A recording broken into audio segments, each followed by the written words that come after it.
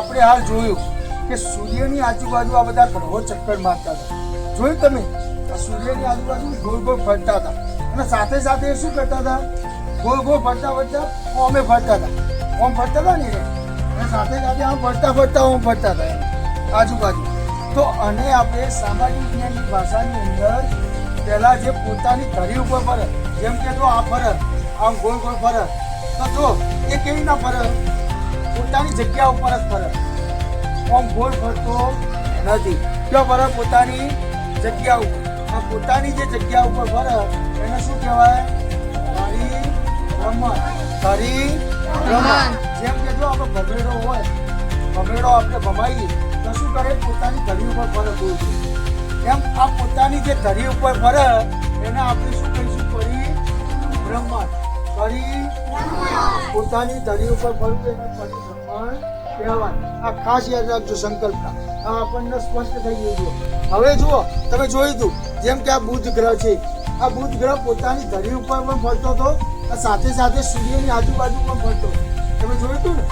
ફરેલા. તો આપણે પોતાની ધરી સાથે સાથે સૂર્યની આજુબાજુ ફરે. તો આ શું કરી કહેવાય? જો જેમ કે આપણે કોઈ મંદિરમાં કે કોઈ પણ જગ્યાએ જઈએ તો આપણે દર્શન કરીએ, એની આજુબાજુ પ્રદક્ષિણા કરીએ. ખબર? આજુબાજુ ફરીએ ને તો આને શું કહેવાય? પ્રદક્ષિણા કરી કહેવાય.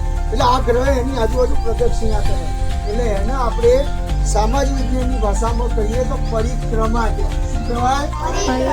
પરિક્રમા કરી કહેવાય. એટલે એને પરિક્રમણ કહેવાય. શું કહેવાય? એને સામાજિક વિજ્ઞાનની ભાષાની અંદર એને પરિક્રમણ કહેવાય. જે પોતાની ધરી ઉપર ફરે એને પરિભ્રમણ કહેવાય.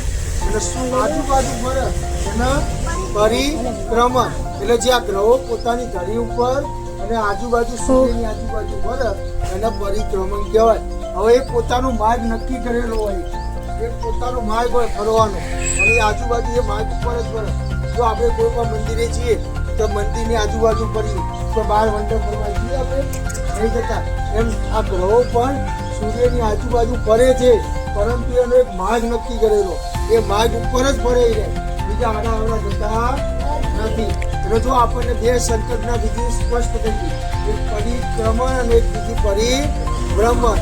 પરિભ્રમણ એટલે ભમેરાની જેમ પોતાની ધરી ઉપર ફરવું, અને પરિક્રમણ એટલે આજુબાજુ પરિક્રમા કરવી. આજુબાજુ જે ફરે એને પરિક્રમણ કહેવાય. સ્પષ્ટ થઈ ગયું? ઓકે.